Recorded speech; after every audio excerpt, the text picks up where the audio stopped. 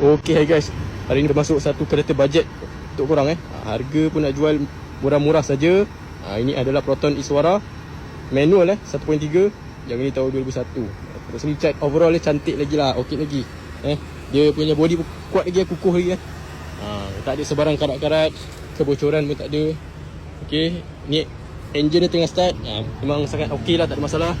Okey, tayar dia pun okey lagi, banyak lagi. Kita tengok dulu dalaman dia. Seat dia kemas lagi. Cuma sedikit lah, nak jual murah-murah saja Dashboard okey lagi door trim tu kemas lagi.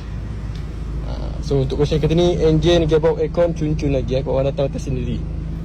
Memang korang siapa yang beli ni puas hati lah, sesuai dengan harga dia. Okey, tengok seat belakang dia pun okey lagi kemas lagi. Asap putih, asap hitam semua tak ada tak perlu nak risau.